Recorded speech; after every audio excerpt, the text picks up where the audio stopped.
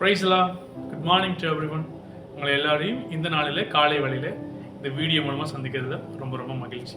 என்னோடு கூட சேர்ந்து ஒரு வசனத்தை வாசிப்போம். நீதிமொழிகள் 18வது அதிகாரம் 9வது வசனம். தன் வேலையில் அசதியாக இருப்பவன் அழிம்பனுக்கு சகோதரன். தன் வேலையில் அசதியாக இருப்பவன் அழிம்பனுக்கு சகோதரன். ஆங்கில மொழிபெயர்ப்பில் அழகாய் சொல்லியிருக்கிறது, being lazy is no different from being a trouble maker. ஒரு பொருளை அழிச்சு போடுறவனுக்கும் சோம்பேறியா இருக்கவனுக்கும் ஒரு வித்தியாசம் இல்லைன்னு சொல்லுது. ரெண்டு பேருமே ஒண்ணுதான் சொல்லுது. எந்த வேலையும் செய்யாம சோம்பேறியா இருக்கான் பார்த்தீங்களா, அவனும் ஒண்ணுதான். ஏதாவது ஒரு பொருள் அழிக்கிறவன், ஏதாவது ஒன்று உடைச்சு போடுறவன், அதை ஒண்ணுமில்லாம ஆக்குறவருக்கா பார்த்தீங்களா, அவனும் ஒண்ணுதான் சொல்லுது. லேசியா இருக்கக்கூடாது, சோம்பேறியா இருக்கக்கூடாது. நம்முடைய கைகளில் ஆண்டவர் என்ன வேலை கொடுத்தாலும் அதை சுறுசுறுப்பாக செய்யணும். ஒர்க் ஹார்ட், ரொம்ப கவனமாய் நாம் கடுமையாய் உழைக்க வேண்டும். ஆண்டவர் நம்ம வைத்த இடங்களில், you may be a government worker, you may be private job. நீங்கள் உங்களுக்கு ஒரு வேளை கவர்மெண்ட் ஒர்க் இருக்கலாம், ப்ரைவேட்டில் ஒர்க் பண்ணலாம், அல்லது சொந்தமாக பிஸ்னஸ் பண்ணலாம், அல்லது வீட்டில் வேலை செய்கிறவங்களா இருக்கலாம், ஹவுஸ் ஒய்ஃபாக இருக்கலாம், பிள்ளைங்களை ஸ்கூலுக்கு அனுப்புகிற இந்த மாதிரி சின்ன சின்ன வேலைகள் நீங்கள் வீட்டில் பார்த்துட்டு இருக்கலாம். நீங்கள் இப்படி எந்த வேலை பார்த்தாலும் அந்த வேலைகளில் சோம்பேறியாக இருக்கவே கூடாது.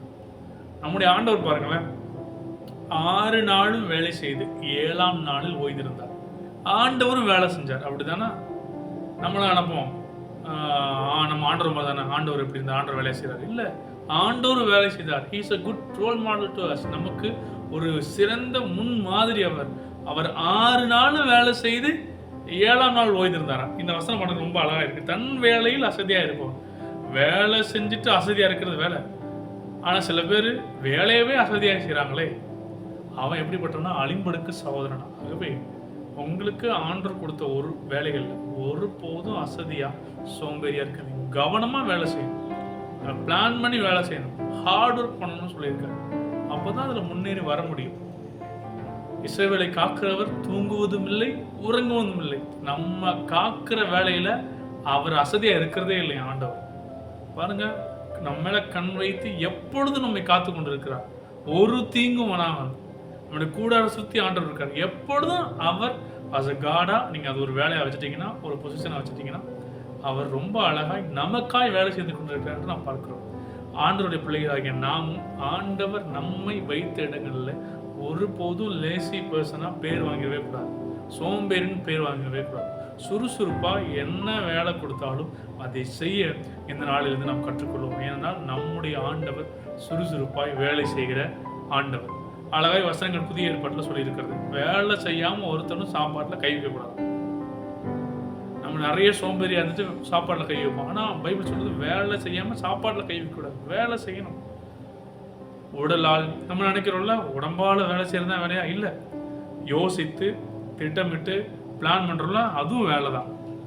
ஸோ எதுலேயும் நீங்கள் சோம்பேறியாக இருக்கக்கூடாது. நீங்கள் ஒரு வேளை ஹவுஸ் ஒய்ஃபாக இருக்கலாம், பிள்ளைகளை கிளப்புறதுல, காலையில் எழும்புறதுல, உணவு தயாரிப்பதில், இப்படி எல்லா வேலைகளும் சுறுசுறுப்பாக இருக்கணும். நீங்கள் கவர்மெண்ட் ஜாப் போகிறதா இருக்கலாம், கரெக்டாக டைமுக்கு போய் உங்கள் வேலைகளை ஏற்படுத்தி வேலைகளை நீங்கள் செய்ய வேண்டும். நீங்கள் பிஸ்னஸ் பண்ணலாம், உங்கள் பிஸ்னஸில் நீங்கள் ரொம்ப ரொம்ப சுறுசுறுப்பாக இருக்கணும், ரொம்ப ரொம்ப ஓடணும், நல்ல பிளான் பண்ணணும். அப்படி வேலை செய்கிறவங்க தான் கன்ஸ்ட்ரக்டிவாக இருப்பாங்க. ஏன்னா தன் வேலையில் அசதியாக இருப்பவன் அழிம்பனுக்கு சகோதரன், அழித்து போடுகிற நபருக்கு சமம்னு சொல்லியிருக்கு. அப்போ தன் வேலையில் கவனமாக இருக்கிறவன் கட்டுகிறவனுக்கு சமம். எதையும் எழுப்பிடுவீங்க. நீங்கள் உங்கள் வேலையில் ரொம்ப ஜாக்கிரதையாக இருந்தீங்கன்னா, ரொம்ப கவனமாக இருந்தீங்கன்னா, ஹார்ட் ஒர்க் பண்ணிங்கன்னா, நீங்கள் எல்லாவற்றையும் கட்டி எழுப்புகிற நபராக இருப்பீங்க. இந்த வேலையில் இந்த நாளில் கூட நல்ல சுறுசுறுப்பாக இயங்க, சுறுசுறுப்பாக வேலை செய்ய, வேலையில் கவனமாக இருக்க ஆண்டவர் உதவி செய்யட்டும். உங்களுக்கென்று ஆண்டவர் கொடுத்த பொறுப்புகளை கட்டி எழுப்ப தேவன் உங்களுக்கு உதவி செய்வார். Thank you. God bless you. Have a great day.